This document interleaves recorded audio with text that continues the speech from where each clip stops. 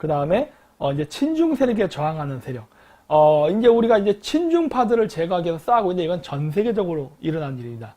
친중파들과 싸우는 거는 그냥 한국에서 저 혼자 이렇게 하는 그런 게 아니에요. 전 세계적으로 일어난 일입니다. 예를 들어서 터키계 독일인 외질이라는 사람, 이 사람도 지금 그 신장 위구르 자치주 독립운동 문제에 대해서 지지 발언했다가 아주 중국에서 난리를 치고 있죠. 심지어 외교부 장관까지 나와서 이 사람을 견책했죠. 놀랍지 않습니까? 일개 축구 선수가 발언한 걸 가지고서 중국의 외교부 장관이 나섭니다. 중국이 이런 나라예요. 중국이 이런 나라. 그래서 보복은 계속됐다 해서 축구 게임에서도 삭제됐다라고 하는 거죠. 놀랍죠? 공산주의 국가들이 이럽니다. 예. 그러니까 친중 세력들에게 저항하는 사람들은요, 투명인간 작전으로 갑니다. 예. 이게 전 세계적인 추세예요. 투명인간으로 나가는 거예요. 외질같이 유명한 사람도 투명인간 작전으로 나가려 하지 않습니까? 예. 이럽니다. 공산당들이 자신의 이념에 반하거나 골치 아픈 사람이 있잖아요. 투명인간 세력으로 나가게 합니다. 투명인간으로. 근데 자기네 공산주의 확장에 유리하잖아요. 그러면 언론에서 띄워줍니다. 이거 여러분 잘 아셔야 돼요. 우리나라 우파 활동하면서도 눈에 유독 잘 들어온 사람들이 있죠. 예? 반중친미 안 하고 이런 사람들은 의심해 봐야 돼요. 예. 왜냐? 공산당 입장에서 유리하니까 띄워주는 겁니다. 유리하니까. 공산당 입장에서 불리하면요, 절대 언론 노출 안 시켜요. 우리나라 언론이 좌경화된 거 다 아시죠? 예. 그렇기 때문에 중국을 까거나 중국을 비판하는 그러한 세력이 있으면요, 영상에 노출 안 시킵니다. 투명 인간화로 나간다고. 예. 그래서 이런 식으로 중계치를 사고 이렇게 하는데, 문제는 이런 거에 굴복을 해서는 안 됩니다. 예. 결국 여러분들이 이 승리를 하게 하는 거는 여러분들이 결정하는 거예요. 자본주의 사회의 가장 무서운 힘은 뭐냐면 소비를 하느냐 안 하냐거든요. 중국 공산당이 13억 인구라는 걸 이용해서 바로 구매력, 이 소비라는 힘으로 해가지고 이렇게 회사들이나 이런 축구, 이런 협회 같은 데도 협박을 해가지고 자기 공산당 이념에 안 맞는 사람들을 압력을 행사해서 나오질 못하게 하는 그런 짓을 하는 거거든요. 네. 근데 공산당보다는요, 공산당이 아닌 사람의 숫자가 더 많아요. 단 조직화되어 있지 않을 뿐이지. 따라서 그런 사람들이 뭉치게 되면 이깁니다. 자, 좀 이따 그 기사 나올 건데, 그리고 이건 뭐냐, 일본에서 나온 기사예요. 일본에서 자민당 의원이 중국 기업으로부터 뇌물을 받은 사건이 걸린 겁니다. 네. 이런 일들이 일어난다는 거예요. 우리나라는 이런 거 없을까? 국회의원이 중국 기업하고 연결된 경우 없어요, 우리나라에? 우리나라 국회의원이 중국에서 사업하는 사람도 있잖아요. 네? 이게 일본에서 걸린 거예요. 네. 왜냐? 그런 사람들이, 그러한 일본의 국회의원들이 중국을 위해서 일을 했어요. 즉, 매국 행위를 한 겁니다. 네. 우리나라에 이런 사람들 없어요, 진짜? 어디 보자. 우리 이런 사람 많잖아, 우리나라에. 우리나라 국회의원들 중에 조국만 그런 거 아니죠? 조국만 이번에 사모펀드에서 중국에 엮인 게 아니잖아. 응?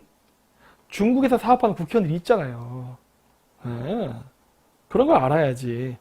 그래서 이런 사람들이 있고 이런 사람들을 지금 체포하고 있죠. 네. 물론 우리나라는 안 하고 있죠. 그리고 이런 애들이 언론을 장악하고서 지금 심지어 유튜브까지 장악하고서 자신들의 어젠다에 어긋나는 사람들을 마구마구 공격하지요. 반중 친미를 말하려는 유튜버들이 있으면 마구마구 공격하지요. 그래서 자기네 밑으로 집어넣던가 아니면은 어떻게든 제거하기 위한 그런 지금 작전을 벌이고 있죠. 쉽지 않을 겁니다. 시대가 그런 식으로 해서 이길 수 없어요. 보십시오. 홍콩에서는 어떤 일이 있었느냐? 홍콩에서 친중적인 프로파간다를 하던 회사, 방송사에 홍콩 시민들이 열이 받아서 시청을 안 하고 외면을 하니까 적자가 나가지고 10%인 350명을 감원하게 됐다고 합니다. 이런 거예요. 결국 국민이 그런 것들을 바꿀 수 있습니다. 여러분, 정치인은요, 기간이 필요해요. 예를 들어 국회의원은 4년, 대통령 5년 뒤에나 여러분이 바꿀 수 있어요. 여러분이 투표를 잘못해서 어떤 문제가 발생했을 때 그거를 고치기 위해서 여러분은 4년 혹은 5년을 기다려야 돼요. 뭐 그거 아니면 탄핵인데 탄핵은요 쉽지가 않습니다. 네, 쉽지가 않아요. 따라서 시간이 걸리지만 여러분이 당장 마음에 안 드는 거를 바꾸고 개선할 수 있는 것은 바로 여러분의 마음에 안 들게 움직이는 언론, 기업들은 조질 수 있습니다. 이렇게. 예. 그것도 결국 여러분들이 하셔야 되는 몫이에요. 못한다? 그러면은 답이 없는 겁니다.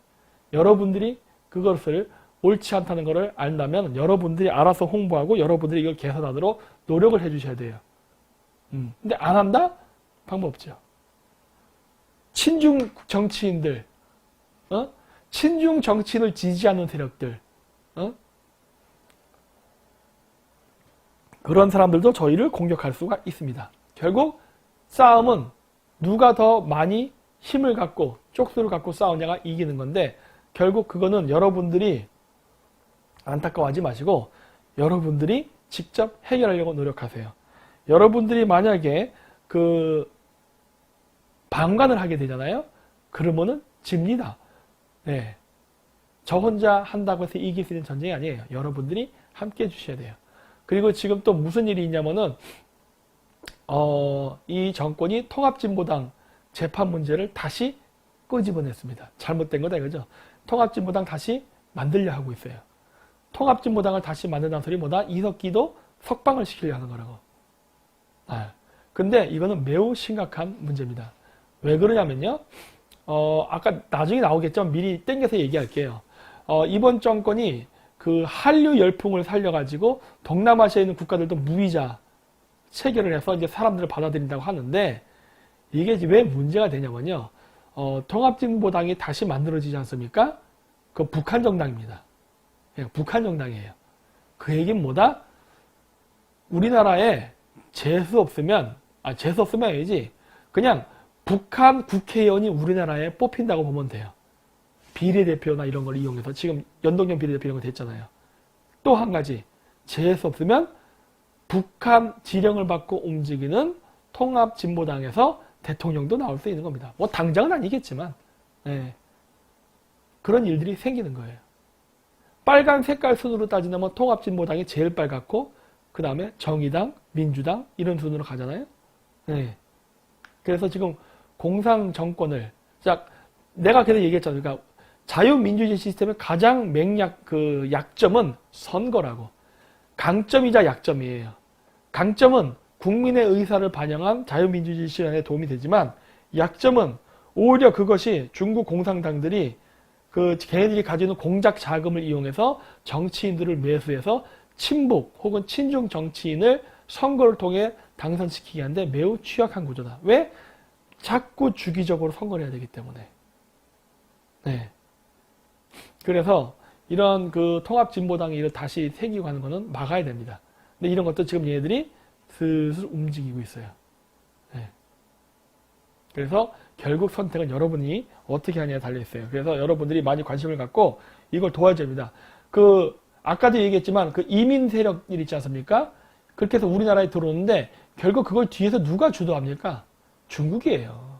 통합진보당 위에는 북한이 있지만 북한 위에는 중국이 있습니다. 그래도 우리나라 우파 사람들은 중국 얘기 안 하려고 그러겠죠. 중국은 우리나라에 병을 주고 약을 주죠. 그런데 우리나라의 우파 사람들은 약을 주는 것만 보고 병을 주는 부분은 이야기를 하는 순간 성질을 내죠. 왜 이렇게 부정적으로 막 그러고. 우린 중국이랑 싸우면 안 돼. 중국에 대해서 비판하면 가짜야. 이런 식으로 얘기하고. 더 강력하게 비판하면 그때부터는 우파 감배를 하려들죠. 와, 골 때리지 않습니까? 자, 그리고 요거는 신세계 TV인데, 이거 접촉이 안 되네요. 근데 어쨌든 신세계 TV가 좋은 걸 얘기 많이 하는데, 이게 좌파들의 성지인 전라도, 광주, 전남대에서 있었던 일인데, 홍콩 민주화 시위를 지지하는 거를 이렇게, 어떤 행사를 하려고 했나 봐요. 그랬는데 이거를 중국 영사관이 막았답니다. 중국 영사관에서 전남대 국제협력실을 찾아와 유학생을 동원해서 이게 중요한 말이에요. 유학생을 동원해서 몸으로라도 맡겼다.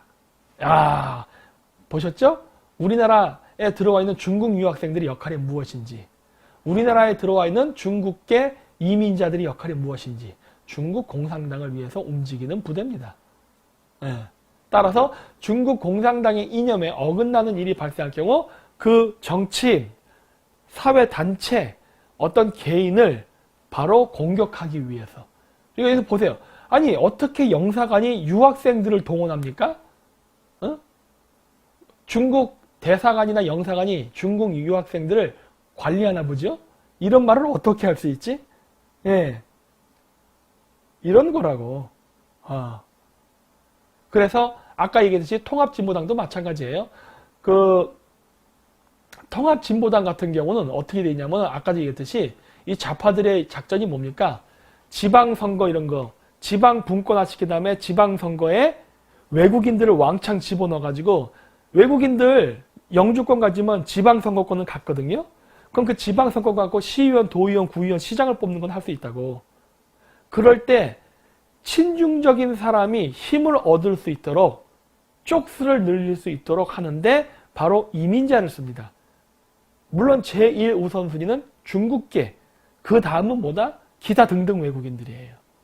얘네들을 마구마구 쑤셔 넣어가지고 얘네들을 통해서 민주당이나 정의당을 뽑게 하는 게 전략인데, 아까도 얘기했듯이 북한 애들이 우리나라에 들어와서 국회의원이 될 수 있는 방법이 있어요. 뭐냐? 그 사람이 북한의 예를 들어 간첩이 중국으로 넘어갑니다. 그래서 조선족의 국적을 취득해요. 그거 어렵지도 않아. 싸바싸바만 다 해주거든. 중국하고 북한 친해서. 그러면 중국의 국적을 취득하는, 그러니까 조선족으로 국적 세탁을 해서 우리나라로 들어옵니다. 한 2, 3년 살면 돼요. 그러면 영주권이 나와요. 뭐 방법은 다양해요. 일을 하던 유학을 하던 뭐 가끔씩 유학하면서 중국 영사관 지령 받아가지고 어디 가서 으쌰으쌰 하면 돼요. 반중 얘기, 그 다음에 반북 얘기할 때는 가서 동원되면 돼요. 어차피 북한 사람이니까 한국말 잘하거든. 구별도 안 가. 그러다가 나중에 지방의 시의원, 구의원, 도의원 공천받으면 돼요. 즉 우리나라의 지방서부터 소위 다문화, 외국인이라는 이름 하에 북한 사람들이 우리나라에 와서 시의원, 구의원, 도의원, 재수 없으면 시장까지는 쉽게 할 수 있는 구조입니다. 지금. 쉽게 할 수 있는 구조예요. 근데 그게 더 시간이 지나면 그 단계를 거쳐서 중앙의 국회의원 진출까지 가능해지고, 더 시간 지나면은 경력 쌓아서 대통령 출마까지 안 되니까 통진당에서 민주당으로 가면 될 거 아니에요. 그렇잖아. 간단하죠. 뭐가 어려워. 통진당에서 민주당 가고 통진당에서 자유한국당 가도 되잖아. 중국에 대한 개념이 없기 때문에 우리나라는 우파도 대통령 하면 돼요. 어떻게 되냐고요? 든든한 자금적 지원을 받잖아. 중국으로부터.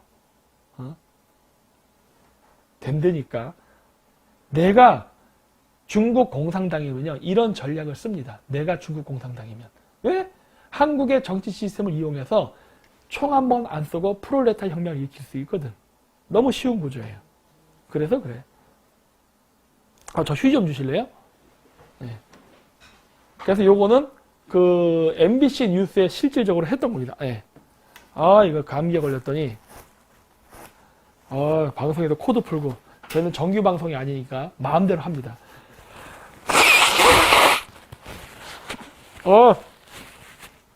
아이고야. 그래서 거기에 있었던 내용입니다. 한번 직접 가서 보세요. 그 MBC 방송, 광주 MBC입니다. 그래서 이거 보시면 웃긴 게 뭐냐면, 그 왕이가 우리나라에 왔을 때 100명 정도 오참 친중 인사들 모이게 해달라 그랬죠. 물론 그중 60명만 갔잖아요. 근데 그 멤버 중에 누가 있었습니까? 광복회 관련된 단체도 있었죠. 8.15 독립유공자. 그렇잖아요. 어때요? 여기도 5.18 유공자. 연결돼 있다니까 얘네들. 좌파들은 한 팀이에요. 한 팀. 자, 그래서 이제 이러한 거에 저항하는 세력이 있는가 하면은 반대로 부역하는 사람들도 있습니다. 누가 부역할까? 자, 이제 중국이 독일에다가 화웨이의 5G망을 안 쓰면 독일 차를 가만히 안 둘 것이라 협박을 했답니다. 똑같아. 봐요. 중국 공산당이 한 짓이 늘 이래. 아까 그 터키계 독일인 그 축구 선수를 신장 위구르 자치 지지했다고 해서 조지는가 하면, 개인도 조지는가 하면은 국가도 협박합니다. 이렇게. 국가도 협박해요. 협박하는 방식은 다양해요. 그럼 왕이 외교부장 같은 사람이 직접 하는 경우도 있고, 아까 얘기했듯이 중국 영사관이 중국인 유학생을 동원해서 집단 린치나 테러하는 경우도 있어요. 이런 경우도 있어요. 이런 식으로 중국의 국익이 안 맞으면은 얘네들은 안하무인입니다. 여러분, 미국이 이런 거 하는 거 본 적 있어요? 미국이? 여러분들이 사드 배치를 반대한다고 해서 미군들이 밖으로 나와서 몽둥이 들고 사드 기지 반대하는 사람들 두들겨 팬 적이 있습니까? 아니면 탱크로 찍어서 땅콩 만들고 짓밟고 간 적이 있어요? 그런 적 없죠? 근데 중국인들은 합니다.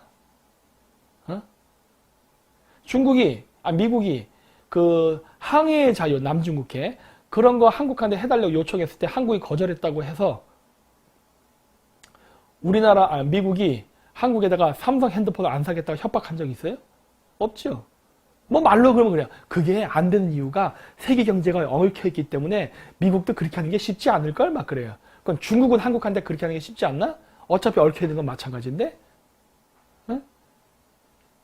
그러니까 한국 사람들의 특징, 부드럽게 대하는 사람한테는 마구 기어오르고 악랄하게 대하는 사람한테는 말을 잘 듣는다. 노예근성이 있어요. 노예근성. 그래서 제가 얘기하잖아요. 내가 이거 3년 때 한국에서 이 우파 활동을 하면서 느낀 게 뭐다? 한국인들은 중국인처럼 대해야 된다. 나는 교훈을 얻었다고. 하여튼 그렇고, 이렇게 유럽에서 최초로 독일 화해를 쓰게 된 거는 강제적인 협박에 의해서 했습니다. 그리고 이제 또 우리 친중적인 사람들이 얘기하는 거. 미세먼지 때문에 식당 직화구이도 문제 크다. 이제 불맛 포기할 때 미친놈들이죠. 응? 자, 여러분 그 미세먼지 측정하는 기계 있어요. 저희 집에도 있어요. 여기 미세먼지 측정기 여기도 있어요. 왜냐면 제가 이 편두션이 약하고 하기 때문에 미세먼지가 있으면은 안 돼서 공기청정기 돌리고 다 하거든요. 네, 그러는데 저 미세먼지 측정하는 기계 옆에서 여러분 그 가습기 틀어보십시오. 가습기. 그럼 저 미세먼지 농도 어떻게 되나? 쫙 올라갑니다. 쫙 올라가. 왜냐? 저 측정기가 수분조차도 어쨌든 미세먼지 아니에요. 공중에 날아다니잖아. 그리고 인식을 한다니까. 그래서 미세먼지 농도가 높은 걸로 계측이 됩니다. 높은 걸로. 응? 높은 걸로 계측이 된대가? 그럼 어떻게 해? 물 마시지 말까? 우리나라에. 한국에서 비 내리는 거 하면 안 되겠네. 한국에서 비가 내리면 미세먼지 농도가 높아지니까. 물안개가 생겨가지고. 웃기는 놈, 말도 안 되는 소리죠. 아니, 고기를 구울 때도 미세먼지 나옵니다. 기계 다 갖다 대면 당연히 수치 올라가지. 여러분, 고기 냄새 맡고 죽는 놈 봤어요? 고기 냄새 굽는 거 냄새 맡고 죽는 놈 본 적 있냐고. 없어요. 근데 중국발 스모그는 맡으면 죽습니다. 아니, 무슨 교수라는 사람들이 이런 말 같지도 않은 소리를 하는 거야 도대체. 숫자 올라가는 건 다 올라간다니까. 저 기계 옆에 가서 내가 방구 뿜 끼잖아요. 올라가요. 그럼 방구도 끼지 말까? 똥구녕을 다 코로마개로 끼고서 앞으로 살기 운동할까? 무슨 이따위 소리를 하는 거야 도대체. 얘네들은 도대체 무슨 교수가 이따위야? 원래 미세먼지 측정 기구는 원래 그런 거예요. 원래 성분이 무엇이냐가 중요하다니까. 성분. 마셔도 되는 미세먼지가 있고 마시면 안 되는 미세먼지가 있어요. 음식 냄새는 마셔도 돼요. 안 죽어. 물론 속이 쓰리죠. 배고플 때 냄새 맡으면. 속이 쓰릴 뿐이지 절대 죽지 않는다고. 근데 이런 거를 이렇게 기사를 낸다는 걸 보면은 야, 이것들 진짜 개돼지구나 하는 거예요. 네. 그렇죠. 좋아 죽지. 죽긴 죽네요. 그렇네. 그냥 그런 거죠. 그렇지. 그러니까 이런 것들을 지금 뿌리면서, 향수! 당연히 올라가죠. 향수 칙칙 뿌려도 올라가요. 왜? 미세먼지니까. 먼지란 개념이 뭐예요? 공기 중에 떠있는 알갱이에요. 먼지. 그게 작으면 뭐다? 미세먼지. 그러니까 뭐가 공중에 날아다니냐가 중요한 거야. 뭐가. 플라스틱 오염물이면 당연히 안 되겠죠. 니켈, 금속, 중금속 이런 거 날아다니는 건 안 되지. 하지만 고기는 돼요. 방구도 되고 향수도 되고 겨드랑이 털 냄새도 되고 다 돼요. 예? 이런 구별을 하지 않는다는 거. 그러면 단순히 숫자만 높아진 거 보여주면서 그걸 가지고서 막 문제가 있다 얘기하는 거는 그게 박사입니까? 응? 아이고 당신들은 직화구이 먹지 마십시오. 회나 잡수세요. 회나. 그리고 은수미 성남시장 조폭 유착 의혹 보도 SBS의 상대 손배소했는데 패소했답니다. 와 정의당 놀랍죠? 응? 그리고 이재명 경기지사는 같은 프로그램 방송분에서 자신의 정기 입문 전 조폭 유착 의혹을 제기했던 SBS와의 제작진을 상대로 1억 5천만 원 손해배상 및 정정보도 청구 소송을 냈다가 지난 3일 취하한 바 있다. 오, 왜? 응? 왜 소를 취소하고 누구는 패소를 당하죠? 응? 연결돼 있어? 여러분, 저 성남 쪽으로 해서 중국인들 바글바글 하는 거 아세요? 성남 쪽에? 분당이 잘 사는 동네라면서요. 소용없어요. 그 분당 주변으로 해가지고 성남 이쪽으로 해서 중국인들 바글바글 합니다. 그리고 북한에서 온 애들이 거기 많이 살아요. 북한에서 온 애들. 그러니까 북한 국적으로 온 게 아니라 북한 사람인데 중국으로 국적 세탁해서 성남에 많이 삽니다. 왜 많이 사냐면요.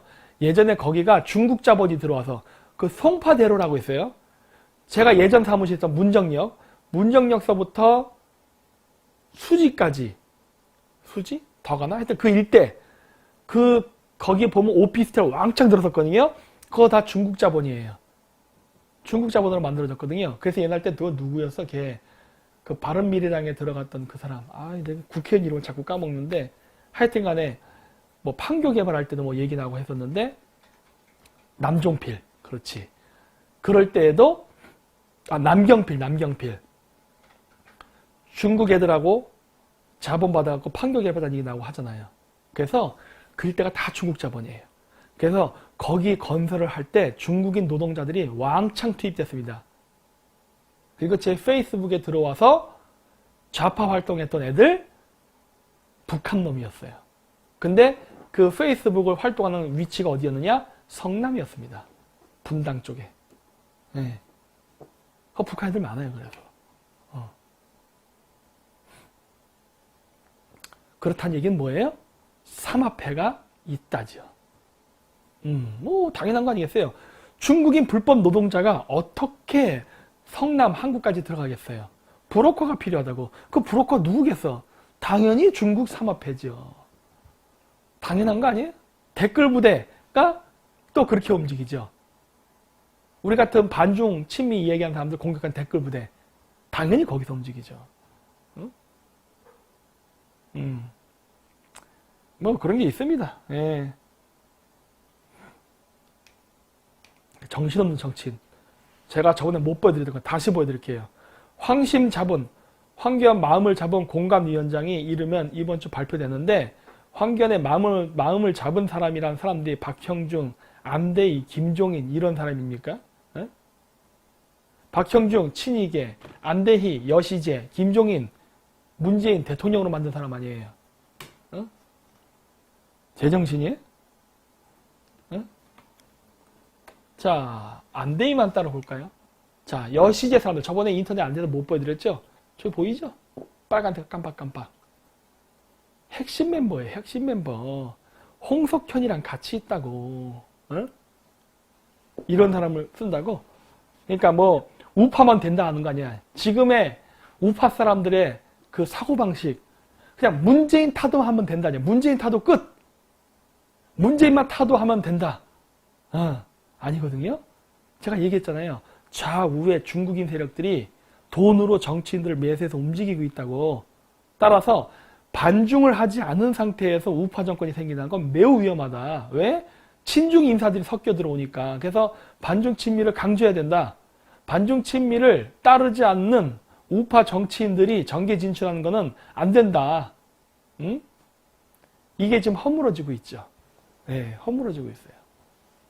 분명히 제가 처음에 일을 할 때 어떤 단체 사람들한테도 그렇게 얘기했어요. 반중 친미를 반드시 해야 된다. 우리는 반중친미를 어떤 그 어젠다로 해서 사람을 모아야 된다. 처음엔 그렇게 했지. 인기 얻으니까 마음 변하죠. 꼭 반중친미를 해야 되나요? 이렇게 되는 거죠. 자, 볼까요? 이 홈페이지 가서 보여드릴게요. 자, 이거 여러분들이 구글에다가 여시제라고 치시면 돼요. 탁 치면 나옵니다. 그럼 여기 제다법 여시를 딱 누르세요.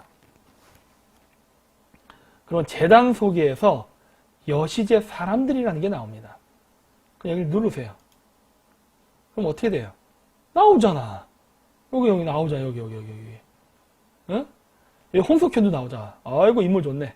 이현재, 옛날 때 뭐죠? 론스타 사건 때 이현재 아닙니까? 노무현 때. 우리나라 자본, 미국에 다 팔아넘긴. 펜텍도 있고, 뭐, 많잖아, 여기. 이렇다고. 솔루션 디자이너 클릭해 보십시오. 솔루션 디자이너? 네. 임원진들, 이광재, 이종인, 이원재. 쭉 나오잖아, 이렇게. 보세요. 그런데 이런 사람들을 쓴다고? 말이 안 되지. 그냥 우파면 돼? 누가 우파인데? 누가 우파인데? 그냥 자유한국당 간판만 달면 우파 맞아요? 아니지.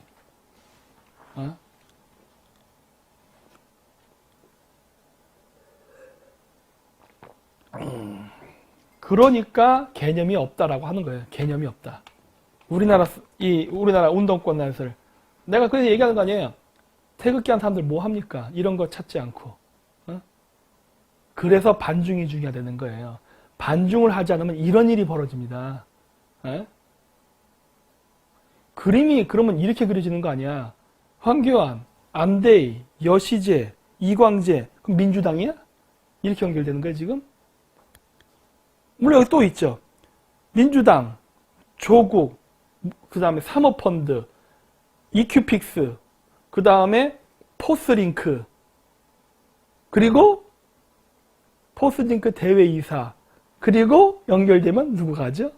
그리고 한샘, 또 어디로 가? 여시재, 한샘 북경지사, 누구로 가요? 조원진. 다 연결되네? 좀 찾아보세요. 찾아보면서 하세요. 그래서 반중친미가 중요하다는 겁니다. 반중을 이야기하지 않고 우파 활동을 한다? 그게 가능하긴 해?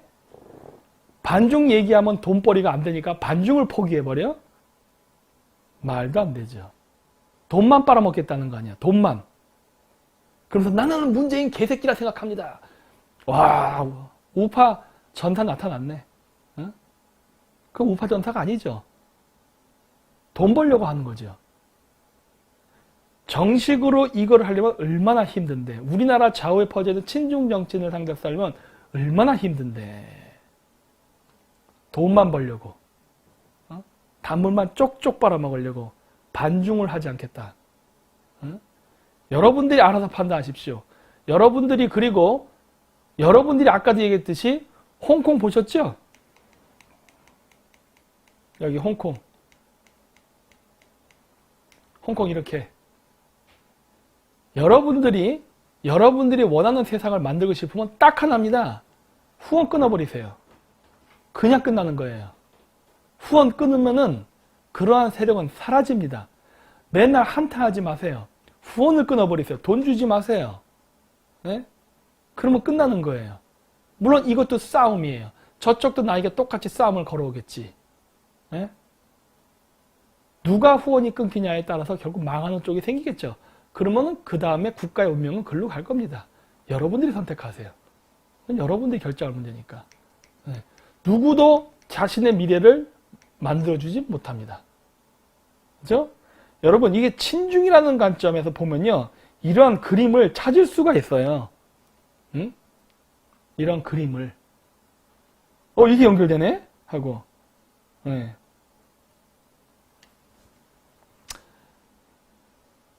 그래서 사람을 뽑을 때는 반드시 조심해야 됩니다. 뭐냐, 이거야. 송혜숙, 김정민 전체가 뭐냐? 유튜버입니다.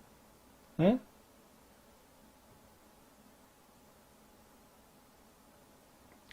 친중 정치인은 많아요. 우리나라가 박근혜 대통령한테 탄핵된 원인, 진짜 원인 뭔지 아세요? 진짜 원인? 뭐 맨날 탐참파, 탄반파, 개소리 떨고 하는데 박근혜 대통령이 탄핵을 당하는 진짜 원인. 우리나라에 들어와 있던 친중 정치인들을 색출을 못했습니다. 우리나라에 친중 정치인이 그렇게 많을 것이라는 걸 우리나라에서 몰랐어요. 그래서 박근혜 정권 시절에 반중 인사들이 대규모 숙청을 당했습니다. 친중 정치인들에 의해서. 아세요? 반중 정치인들이 다 제거당했다고. 반중 정치인은 건 뭐야? 쉽게 반중 친미야. 반중 친밀했던 정치인들이 박근혜 정치 통치 시절에 다 내각에서 쫓겨나 버렸다니까. 밀려나 버렸어, 그 권력에서. 그리고 친중 세력들이 다 쌌어요. 네? 그래 놓고 지금도 박근혜 막 하는 놈들 보면은 죄다 친중이야. 네. 그 사람들이 완전히 둘러싸 버렸죠. 그러니 망했지. 그런 상태에서 사드 배치를 했으니 박근혜 대통령이 무사할 리가 있겠습니까? 다 친중인데. 응? 근데 그 얘기를 안 한단 말이야, 우리나라에서는. 네. 우리나라에서는 이런 얘기를 안 해요. 예전에 제가 얘기했을 때, 그러니까 2017년이죠, 2월 달에. 우리 탄핵 배후에는 중국이 있었다는 얘기 했을 때도 엄청나게 가짜라고 얘기 많이 했죠? 가짜 뉴스라고.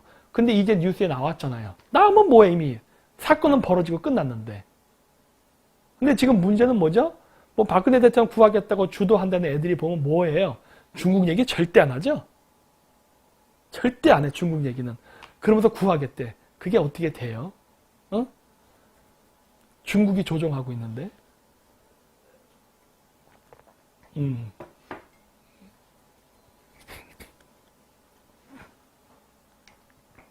자, 그리고 보세요. 문재인 대통령 남북 철도 도로 연결 시 유라시아 대륙 육로 열릴 것 해서 뒤에 보면 한반도를 거점으로 북극 항로가 연결돼. 북극 항로, 태평양 항로, 그 다음에 유라시아 철도. 지금 1대1로 얘기하는 거죠? 이게 문재인 대통령이 얘기한 거예요. 근데 공교롭게도 이 이야기는요, 여시제의 이야기입니다. 보세요. 동북아시아의 북극항로 개철, 중국의 변화, 에너지 공동체, 그 다음 싱크탱크 동향에서 여기 보면 1대1로가 나옵니다. 여기서. 나중에 보세요. 동북아 경제협력체 건설에서 여기 보면 1대1로가 나와요. 그러면서 북극항로 개철까지 같이 나옵니다. 문재인이 하는 얘기와 여시제가 하는 얘기는요, 같은 이야기예요. 아시겠어요? 여시제와 하는 얘기와 다시 한번 얘기할게요. 여시제가 추진하는, 여시제 여기 볼까? 홈페이지 가서 보자. 이런 그림 나오잖아요? 이거 보세요. 지도. 중국, 한국, 북한, 일본, 저건 뭔지 모르겠어요. 하여튼 뭐 중앙아시아 어디 국가인데. 이런 식으로. 쟤네들의 머리예요. 저기에 미국은 없습니다. 여기에. 미국이 없다고. 그래서 얘네들이 추구하는 건요, 중국이에요. 중국. 신문명 도시. 이게 스마트 시티 건설입니다. 스마트 시티 건설. 문재인 정권이 하는 거예요. 이 여시제는 어떻게 만들어졌냐면 중국 공산당에 의해서 만들어졌다니까, 그러네. 응? 근데 왜 중국 공산당에 의해서 만들어진 여시제 싱크탱크와 지금 문재인 정권이 하는 일은 똑같지요? 응? 왜 똑같을 수가 있지? 이거를 더 나아가서 또 뭐가 있죠? 민주당의 민주연구원과 중국 공산당의 당교가 같이 업무 협약을 맺어서 움직이죠? 왜 그래? 이런 거예요. 그런데 자유한국당에서 황교안 대표가 여시제 멤버, 그것도 핵심 멤버를 갖다가 뭐라고? 무슨 위원회? 이름도 헷갈려. 공간위원장 뭐 이런 거로 쓰겠다고? 어? 뭐 황교안의 마음을 잡아? 무슨 개소리야 이게 도대체. 어? 이런 짓을 하는데 그냥 무조건 황교안이니까 찬성. 자유한국당이니까 찬성이야? 이게 얼마나 위험한 짓인지 몰라요 지금? 어? 사람이 바뀌면 뭐해? 그래서 내가 얘기하잖아요. 사람 바뀌는 거 의미 없다니까 그러네. 반중 정치인이 나와야 돼요. 반중 정치인이. 그래서 그러니까 지금 내가 태극기 부대를 얘기하는 거 아니에요. 당신애들 지금 가두리 양식 하는 거 아니냐고. 어? 가두리 양식. 국민의 시선을 진짜 우리가 어디를 봐야 될지를 이야기하는 게 아니라 시선을 다 딴 데로 돌려요. 그래서 맨날 우리가 이겼다. 맨날 우리가 이겼다. 이게 개뿔이가 뭘 이겨. 어? 뭘 이겼는데 선거에서 이겼어요? 어? 이긴 거 없잖아. 네.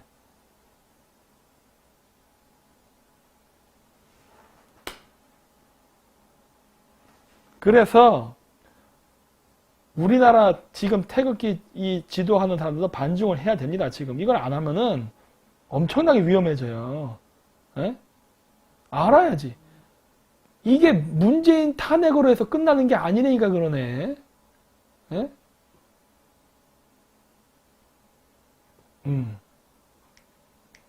자, 그랬고 이번에 조국달 표창장 논란을 했던 그 최성해란 총장이 가짜 학이라고 해서 이번에 교육부에서 해임한답니다.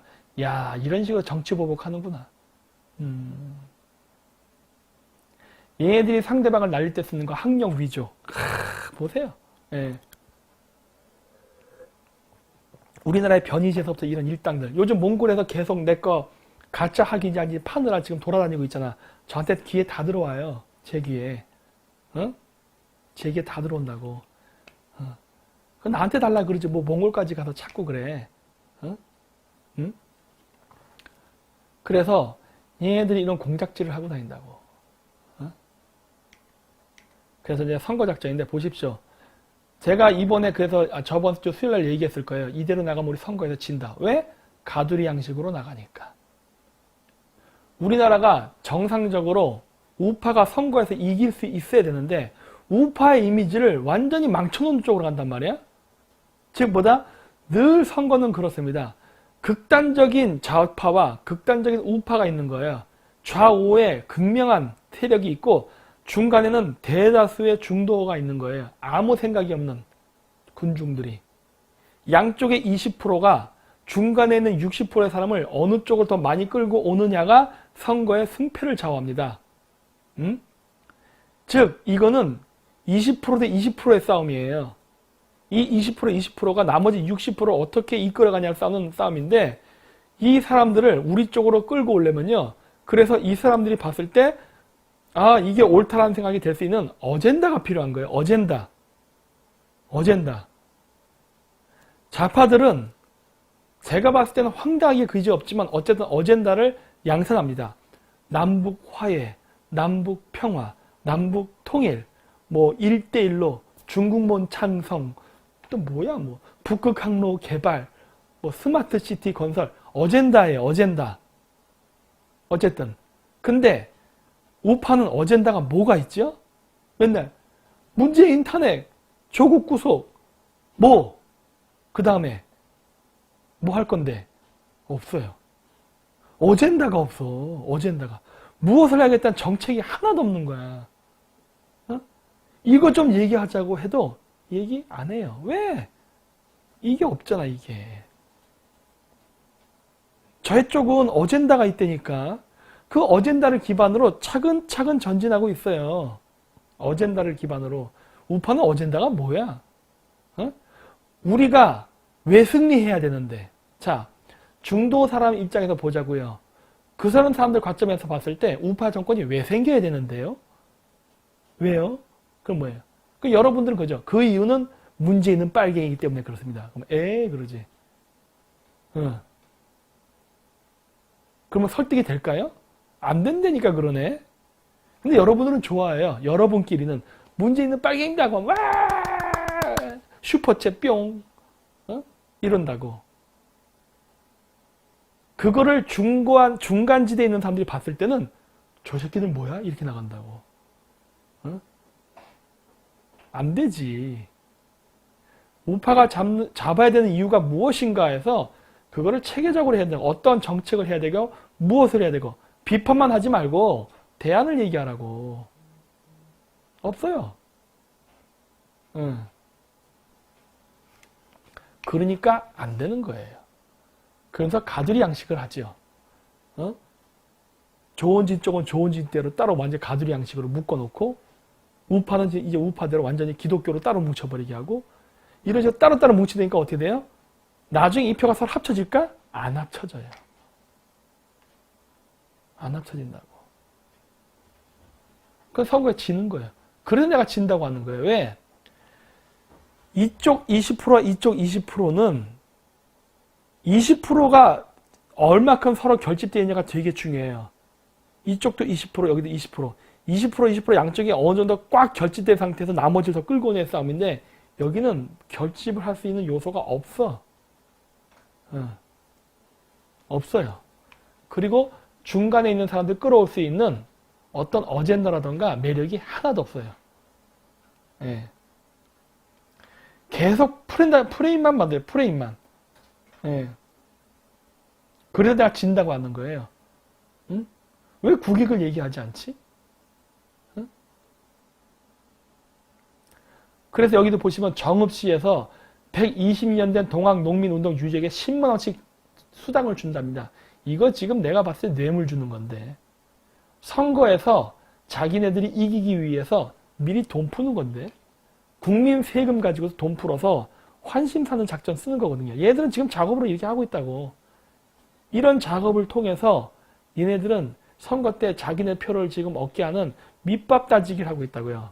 자, 그러면 우파들은 우파 사람들의 표를 확보를 하고, 그 다음에 중도 사람들을 끌어들이기 위해서 무슨 작업을 하고 있죠? 응? 없잖아.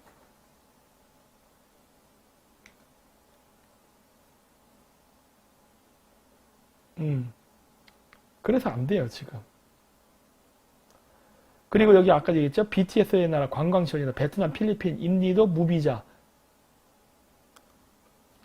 베트남, 필리핀, 인디에는 중국인들이 많습니다. 아세요?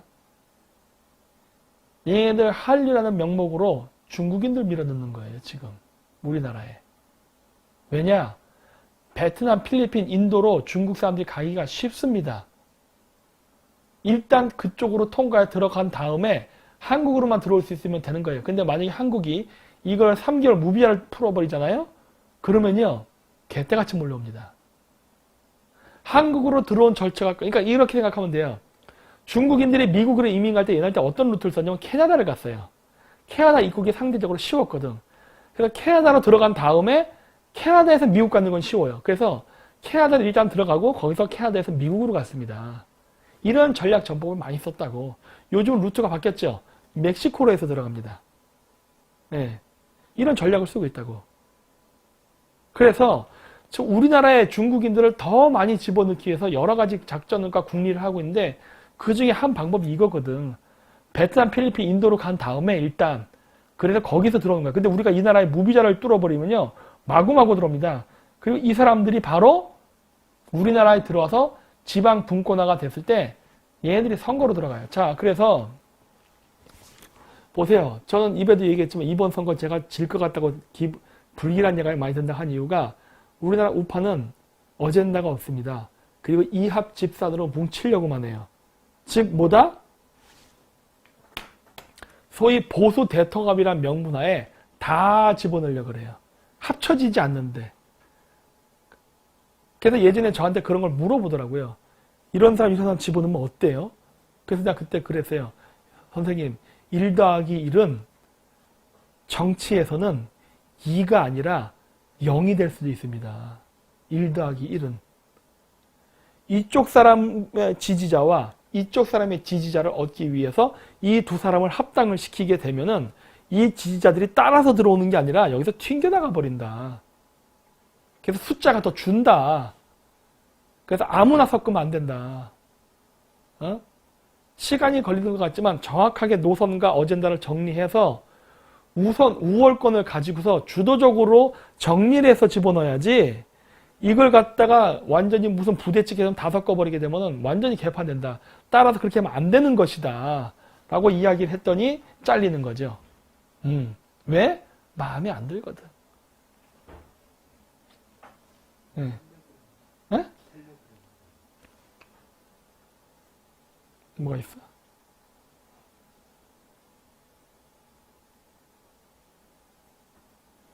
음.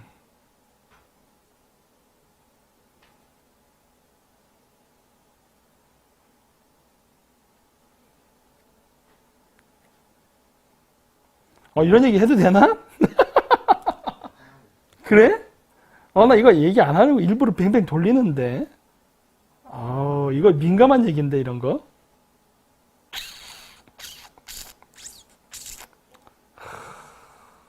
고민되네. 이런 얘기 해도 되는지. 응? 아이, 모르겠다. 에이. 얘기해버리지, 뭐. 내가 워낙 말을 하면서 일부러 빙빙 돌리는 것들도 많은데, 아까 잠깐 얘기했지만은, 박근혜 대통령 탄핵의 배후에는 중국이 있었습니다. 예? 중국이 있었어요. 근데 배후에 중국이 있다고 해서 탄핵이 성공하는 게 아니라, 박근혜 대통령 주변에 우파라고 하면서 친중 정치인들이 드글드글 했습니다. 얘네들 때문에 망한 거예요. 얘네들 때문에. 망했는데, 자, 우리나라가 어느 정도였냐면은, 우리나라 사람들의 인식 속에는 일반인뿐만이 아니라 정치인들까지도 중국하고는 경제교류, 미국하고는 안보를 가지고 간다는 인식을 했어요. 지금도 그런 사람 무진장 많아, 우리나라에. 무진장 많아, 지금도. 우리나라가 반중을 해야 된다는 의식을 갖게 된 건 얼마 안 돼요.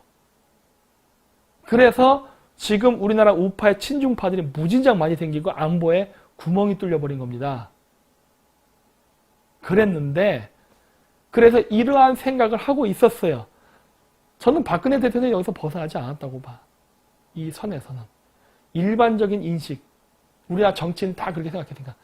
뭐가 문제가 있었느냐. 우리는 일반 사람들은, 그리고 당시에 많은 사람들은 그냥 어떤 정치적인 행정으로 인해서 뭐 누구를 사임하고 누구를 임용하고 이런 식으로만 생각을 했어요. 그냥 모든 거를. 그게 어떤 중국의 관계라든가 이러한 모략에 의해서 이루어지는 거라서 아무도 상상을 못했어. 그랬는데 무슨 일이 있었냐면은, 이거 민감한 얘기니까 조심조심 잘 얘기해야 되는데, 나 이거 진짜 이거.